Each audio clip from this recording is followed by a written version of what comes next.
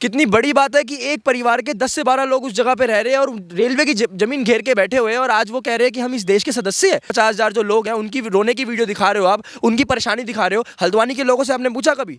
आपने कभी हल्द्वानी के लोगों से पूछा कि उनके लिए वो कितना बड़ा थ्रेट बना हुआ है? वो 50,000 इलीगल माइग्रेंट जो बांग्लादेश से यहाँ पे आए हुए हैं, वही वहाँ पे रिक्शा चला रहे हैं, वही वहाँ पे अंडे की दुकान खोल रहे हैं, वही वहाँ पे सुट्टे और पनवाड़ी की दुकानें खोल रहे हैं, वही वहाँ पे नाई की दुकान खोल रहे हैं, वही वहाँ पे रोजगार कर रहे हैं। और जो हल्द्वानी के लोग वहाँ पे बैठे हुए उनको रोजगार नहीं मिल रहा, तो क्या ये देश के लिए एक बहुत बड़ा थ्रेट नहीं है?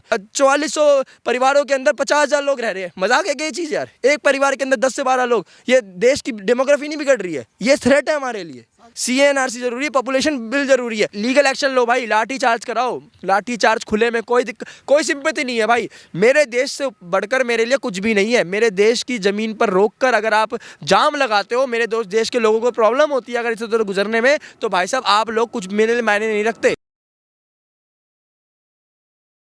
नमस्कार, मैं हूं ऋषभ और आप देख रहे हो न्यूज़ हिंदी। देश भर में जो है हल्द्वानी जो है चर्चा का केंद्र बना हुआ है। कहा जा रहा है कि वहां के तमाम जो लोग हैं उन्होंने रेलवे की ज़मीन पर कब्जा किया था, लेकिन उस मामले पर अब जो है सुप्रीम कोर्ट ने स्टे लगा दिया है और 7 फरवरी की नई तारीख जो है मुकर्रर की है।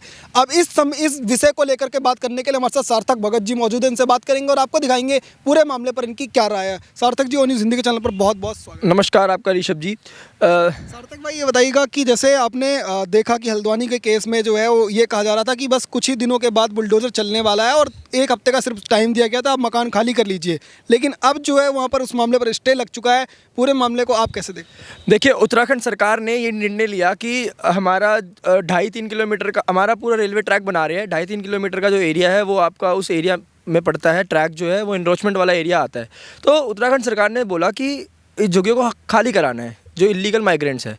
उत्तराखंड सरकार ने बोला 20 दिसंबर को उत्तराखंड हाई कोर्ट ने ऑर्डर दे दिया कि आप इन लोगों को हटा सकते हो, इनकी जो इलीगल माइग्रेंट्स हैं इनको निकाल सकते हो। इनके अगर ये नहीं मानते प्यार से तो अपना जो भी आपको लेना है, प्रशासन को जो भी निर्णय लेना है, चाहे धक्का मार के जैसे मर्जी आप हटा सकते हो, कुछ भी आपको अलाउ कर दिया था हाई कोर्ट ने, उत्तराखंड हाई कोर्ट ने। इवन ये भी बोला था कि इनके पास जो लाइसेंस वेपन्स वगैरह वो भी आप इकट्ठे कर लो।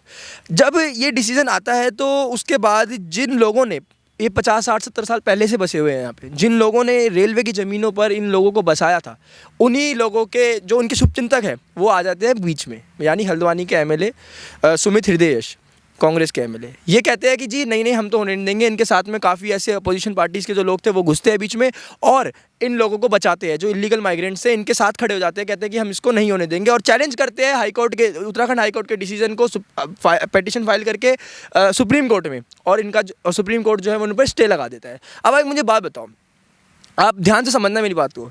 उत्तराखंड हाई कोर्ट ये कहता है कि 4,400 परिवार के 50,000 लोग ऑन एन एवरेज एक परिवार के 10 से 12 सदस्य उस जगह पे रह रहे हैं।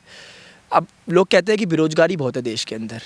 मैं तो सबसे पहले कह रहा हूँ कि इलीगल ये जो माइग्रेंट्स हैं, इनरोचमेंट से पहले तो भाई पॉपुलेशन बिल लेकर आओ। कितनी बड़ी बात है कि एक परिवार के 10 से 12 लोग उस जगह पे रह रहे हैं और रेलवे की जमीन घेर के बैठे हुए हैं और आज वो कह रहे हैं कि हम इस देश के सदस्य हैं, हम देश के निवासी हैं।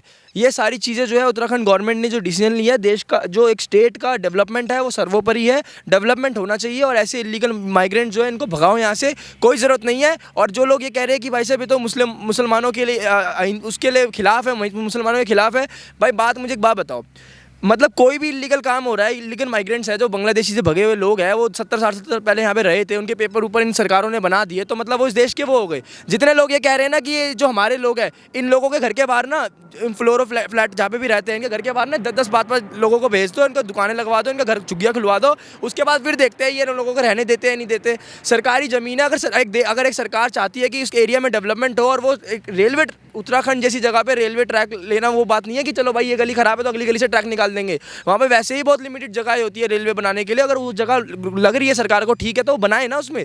और ये जितने लोग ये कर रहे हैं ना, इनके अपने घर के पास रख लेंगे, ये बड़े बड़े कोठियों में रहते हैं, इनके गेट के बाहर अगर ये 2-3-4 परिवार भी रह गए ना इलीगली माइग्रेंट्स, ये अभी कंप्लेंट कर देंगे थाने में कि इनको हटाओ यहाँ से, जो आज यहाँ पे कूद पड़े हैं। आप बार बार कह रहे हैं इलीगल माइग्रेंट, वो कह रहे हैं कि अवैध कैसे हो गए जब 5 पीढ़ियाँ हमारी यहाँ पर गुजर गई हैं, यहाँ पर स्कूल बने हुए हैं, कॉलेज बने हुए हैं, सरकार जो है हमसे हाउस टैक्स लेती है, इतना सब कुछ है, आप कह रहे हैं कि अवैध है। देखो, जिन सरकारों ने बसाया उन लोगों ने कागज़ बनाए। अब एक बात बताओ, समझ लो कि एक ट्रैक जा रहा है, रेलवे ट्रैक जा रहा है, मैंने यहाँ पर खड़े होकर, पहले 2 बंदे आए, हम दोनों ने यहाँ पे छोटी झुग्गी बना ली, हम रहने लग गए।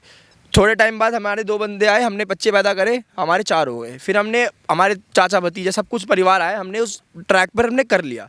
सरकार कुछ नहीं कह रही उस पर, ठीक है। अब सरकार को लगता है कि भाई साहब ये ज़मीन हमारी है, अब ऑब्वियसली उनकी है। देश के अंदर 800 हेक्टेयर की जो रेलवे की ज़मीन है ना, उस पर ऐसा एनरोचमेंट हो रखा है पूरे देश भर में। और अगर रेलवे को लग रहा है ना कि भाई साहब ये ज़मीन हमारी है, अब हमें कार्य करना है, तो फिर ये जो लोग हैं वो ये कहते हैं कि भाई साहब हमें भगा रहे हैं। जो कागज़ वगज़ की आपने बात करी, ये कागज़ 60-70 साल पुराने लोगों के रहने वाले हैं। आजकल आपको क्या लगता है कि ये जो लोग यहाँ पे रह रहे हैं, जिन्होंने बसाया है इनको, क्या वो इनका कागज़ नहीं बनाएंगे? जो डेमोग्राफी बदलने की जो इनकी वो है, जो इनका माइंडसेट है, क्या वो इन सब चीज़ों को लोगों कागज़ नहीं बदलवाएगा? क्यों कांग्रेस के एमएलए बीच में घुसा भाई? क्या ज़रूरत थी? जिन्होंने बसाया वही घुस रहे हैं ना। इस देश के अंदर जो लोग ये बोलते हैं कि मुसलमानों के साथ वो होता है, भेदभाव होता है, ये जो मुसलमान, इनको बार बार मुसलमान बोला जा रहा है, इलीगल इमाइग्रेंट्स को बार बार मुसलमानों का नाम दिया जा रहा है। मैं आपको बता दूं कि अगर इस देश के अंदर मुसलमानों के साथ बराबरी नहीं होती, अगर इस देश के मुसलमानों के साथ बराबर नहीं होती, तो मैं आपको बताऊं ऐसी कौन सी, क्या कोई मुसलमान मुझे ये बताए कि मेट्रो के अंदर, बसेस के अंदर या फ्लाइट के अंदर आपके कार्ड पे रिलीजन को देख के टिकट डिसाइड करी जाती है प्राइस का? क्या आपको राशन देते वक्त डिसाइड किया जाता है कि आप मुसलमान हो या हिंदू है? क्या सरकार ने कभी भी आपको ये बोला कि कोविड के टाइम पे वैक्सीन नहीं लगेगी आपको क्योंकि आप मुसलमान हो? क्या कोविड के टाइम पे सरकार ने ये बोला कि राशन नहीं मिलेगा कि आप मुसलमान हो? तो कौन सा भेदभाव मुसलमानों के साथ हो रहा है भाई? आप ये समझ नहीं रहे हो कि ये प्रोपेगेंडा बेस्ड प्रोटेस्ट है, जैसे शाहीन बाग लगा था। ये ऐसे नहीं, ये कुछ भी ऐसे नहीं होता। बार बार यही कहा जा रहा है कि एक नया शाहीन बाग जो है वो बसाने की कोशिश हो रही है, फिर से जो है वो एक माहौल बनाने की कोशिश हो रही है, तो जानबूझ के कुछ लोग कंट्रोल कर रहे हैं क्या? अरे बिल्कुल कर रहे हैं ना। आप देखो, मुझे एक बात बताओ, हल्द्वानी में हुआ ना, हल्द्वानी उत्तराखंड पूरा स्टेट जो है ना, वो बहुत पीसफुल स्टेट है। उत्तराखंड के अंदर आप कब चाहे आप कुमाऊं साइड चले जाओ, गढ़वाल साइड चले जाओ, उत्तराखंड के लोग, आप खुद गूगल पढ़ लो, आपको बहुत, मैं कह रहा हूँ चेक करो कितने आपको क्राइम की खबरें मिलेगी। उत्तराखंड में कोई क्राइम की खबरें नहीं मिलती। उत्तराखंड के अंदर आज भी लोग जो है ना, वो रात को अपने घर को दरवाज़ा बंद करके सिर्फ इसी कारण से सोते हैं क्योंकि जानवर आ जाएंगे। वरना अगर जानवर का डर ना हो ना, तो वहाँ के लोग दरवाजे खोल कर सो सकते हैं। इतना लोगों पे यहाँ पे ट्रस्ट होता है। अगर हल्द्वानी के लोग जो है, आप उनकी वीडियो दिखा रहे हो, 50,000 जो लोग हैं उनकी रोने की वीडियो दिखा रहे हो, आप उनकी परेशानी दिखा रहे हो। हल्द्वानी के लोगों से आपने पूछा कभी? आपने कभी हल्द्वानी के लोगों से पूछा कि उनके लिए वो कितना बड़ा थ्रेट बना हुआ है?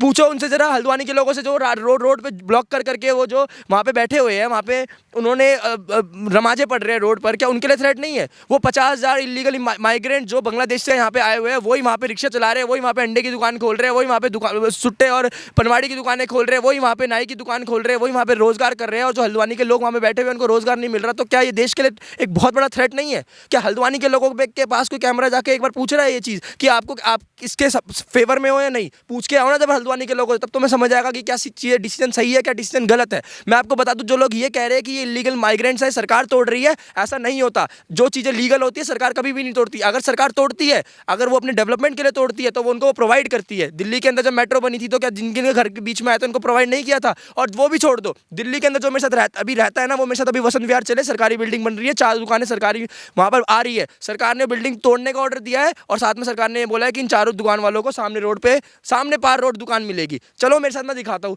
कभी भी सरकार अगर आप लीगल तरीके से कुछ बना रखा है ना, तो आपको बल्कि प्रोवाइड करेगी मुआवजा, आपको नहीं तोड़ेगी। अगर आपको तोड़ रही है, आपकी बस्तियां उजाड़ रही है, तो उसका मतलब ये है कि इलीगल ये जो इनरोचमेंट है उसमें गलती आपकी है। अगर कल को मेरे गेट के बाहर अगर 2 लोग बैठने लग जाएंगे, मेरी गलियों में इकट्ठा कर लेंगे, तो इसका मतलब ये नहीं कि आप लोग सही हो, क्योंकि आपके परिवार है, आपके बच्चे हैं, आप रो रहे हो।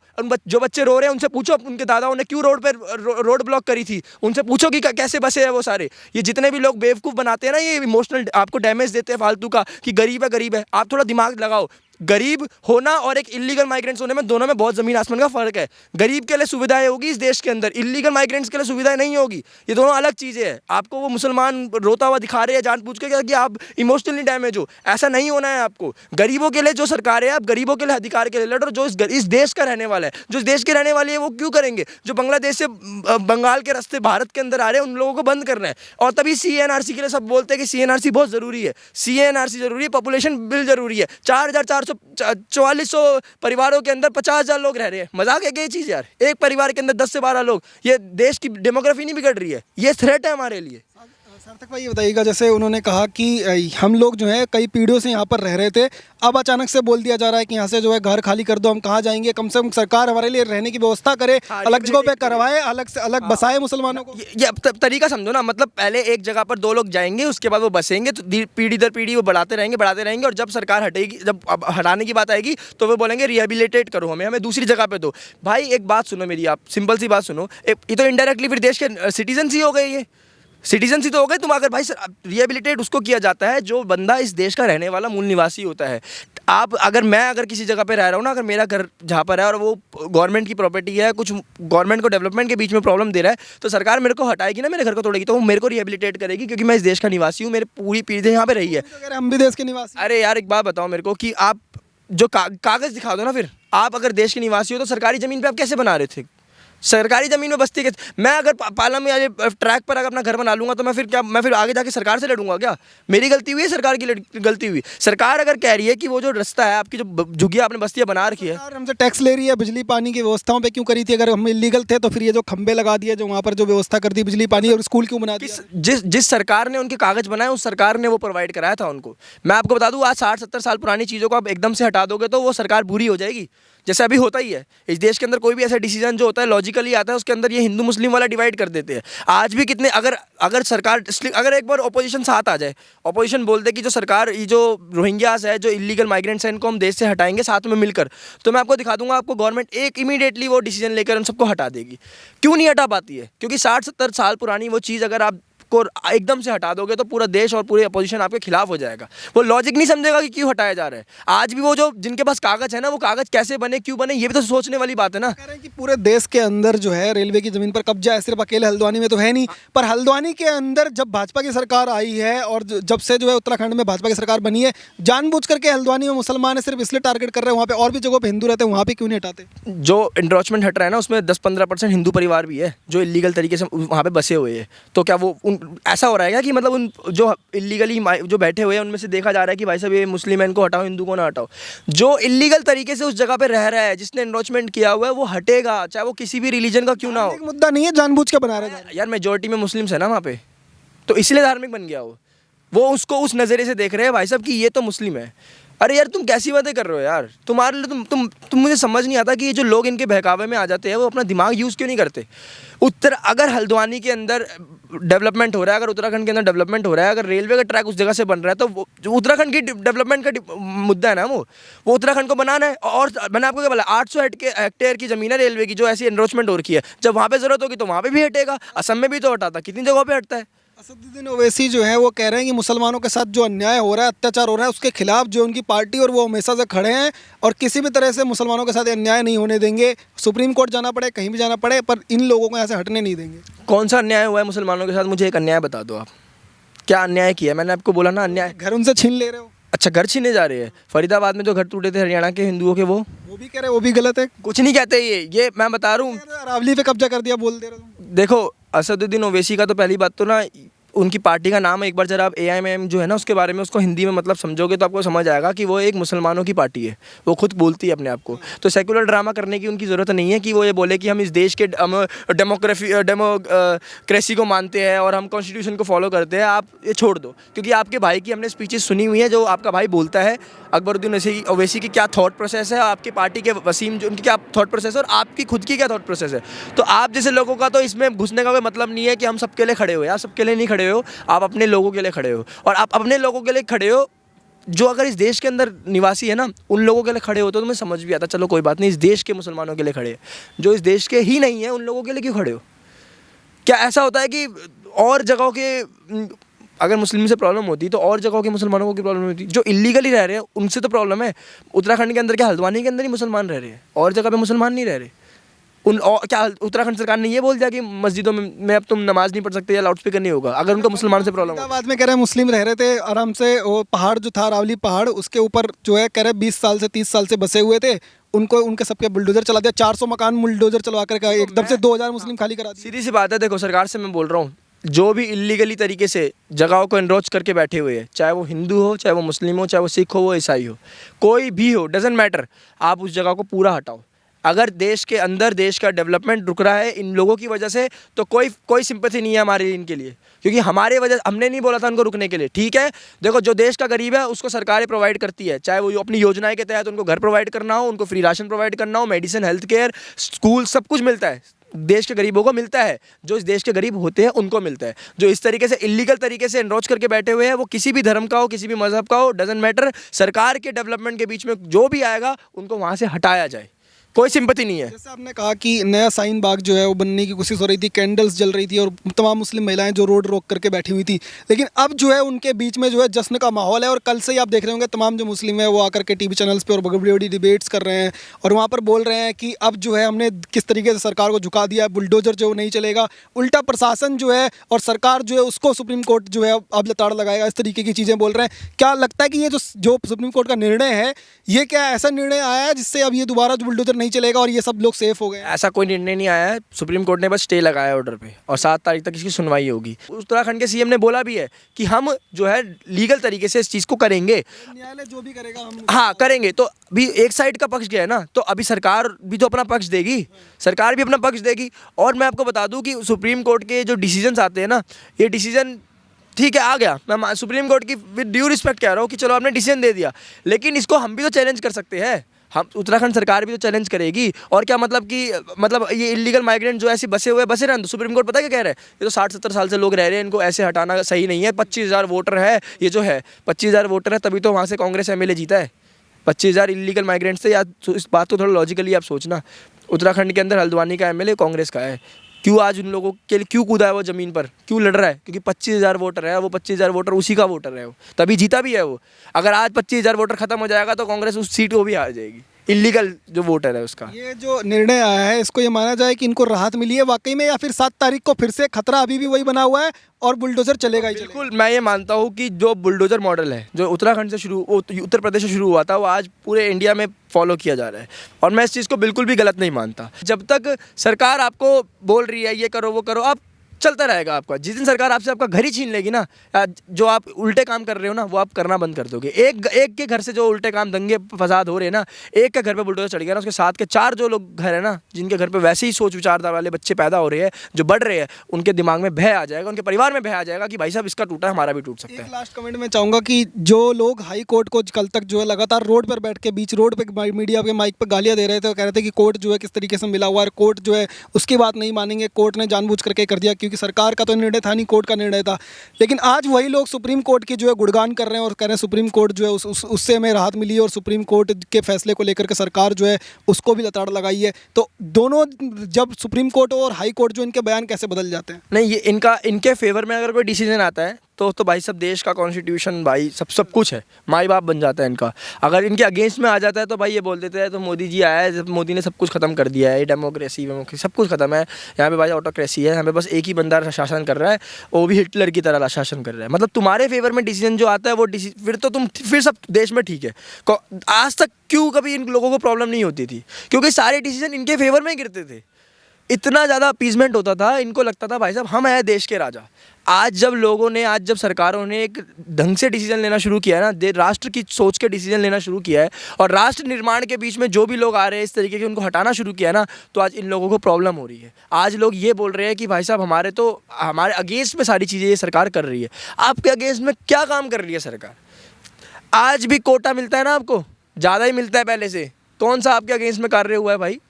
क्या आपको आज मुझे बता दो कोई दिल्ली के अंदर ऐसी कॉलेज, ऐसा कोई स्कूल जो हिंदू स्कूल हो या हिंदू कॉलेज हो, कोई ऐसा हिंदू कॉलेज जिसमें लिखा हो पहले से भाई साहब हिंदू अगर होगा तो उसको 80% तो हिंदुओं को एडमिशन मिलेगा, इसमें 20% बाकी रिलीजन वालों को मिलेगा। अब जरा जामिया चले जाओ, 50% मुस्लिमों को मिलता है, उसके बाद फिर आपको SC ST मिलता है, फिर हिंदू, फिर जाके आता है मौका।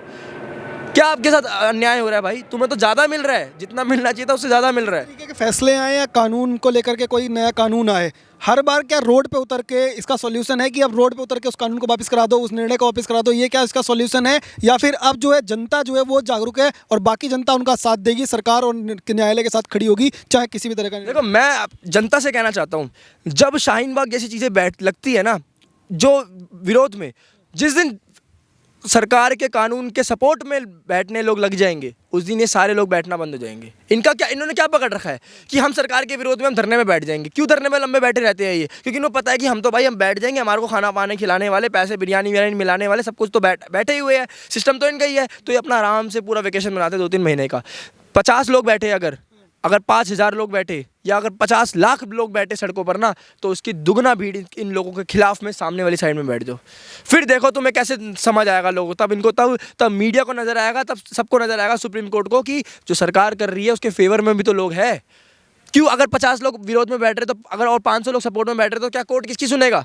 कोर्ट को नहीं दिखेगा कि भाई सपोर्ट में है, क्या वो 500 लोग नहीं कर सकते? नौकरी भी तो करनी है, अपना घर भी तो देखना सुनो मेरी बात सुनो। हाँ, वो आपकी बात सही है, लेकिन मैं आपको ये बता दूं कि अगर देश के अंदर इनकी आदत नहीं सुधारी गई, ये धरने पे बैठने वाली, तो ये देश कभी भी आगे नहीं बढ़ेगा। याद रख लो इस चीज़ को, क्योंकि ये इनको अब आदत, शाहीन बाग से इनको आदत लग गई है हर चीज़ की बैठने की। ये बुरखे पे भी बैठ गए थे, हिजाब के टाइम पे भी बैठ गए थे सड़कों पर, अभी फिर ये दोबारा बैठ गए इस चीज़ के लिए। इनको पता है कि कुछ ना हो ना, कुछ भी ना हो, तो भाई बैठ जाओ, काम वाम छोड़ के सारे यहाँ पे बिस्तर लगा के, ये हमारा प्रोटेस्ट हो जाता है। ये चीज़ सरकार को सोचनी पड़ेगी। लीगल एक्शन लो भाई, लाठी चार्ज कराओ, लाठी चार्ज खुले में, कोई सिंपैथी नहीं है भाई। मेरे देश से बढ़कर मेरे लिए कुछ भी नहीं है। मेरे देश की ज़मीन पर रोक कर अगर आप जाम लगाते हो, मेरे देश के लोगों को प्रॉब्लम होती है अगर इसे उधर गुजरने में, तो भाई साहब आप लोग कुछ मेरे लिए मायने नहीं रखते। सरकार का साथ देगी? बिल्कुल देगी, क्यों नहीं देगी। मैंने आपको क्या बोला, हल्द्वानी चले जाओ, आप हल्द्वानी के लोगों से पूछ लो, अगर हल्द्वानी के एक भी व्यक्ति ये बोलते ना कि हम इस एनरोचमेंट के अगेंस्ट में है, तो भाई उत्तराखंड सरकार गिरवा दो अभी, और बताओ डिसीजन करवा दो। टूट रहे खाली वही बैठे हैं। यार हल्द्वानी में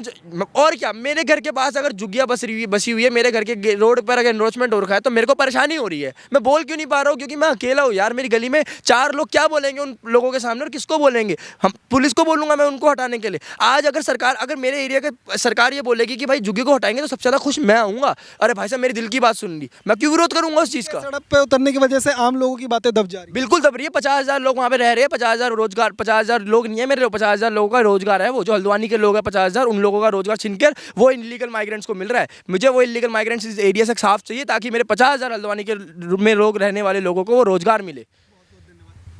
तो लगातार सार्थक भाई से बात कर रहे थे। इनका कहना साफ है कि भले ही जो है इन लोगों को, ये आज रोड पर बैठे हैं, पहले भी ये लोग रोड पर बैठते थे, लेकिन जब आम जनता जो है वो जवाब देने के लिए आगे आएगी, वो निकल कर सामने आएगी, अपनी भावनाएं सामने रखेगी, तो पूरा समर्थन जो है सरकार भी उनका करेगी, और सरकार को भी कड़ा एक्शन लेना चाहिए और अपने निर्णयों को जो है वो लागू करना चाहिए। आप देखते रहिए ओ न्यूज़ हिंदी।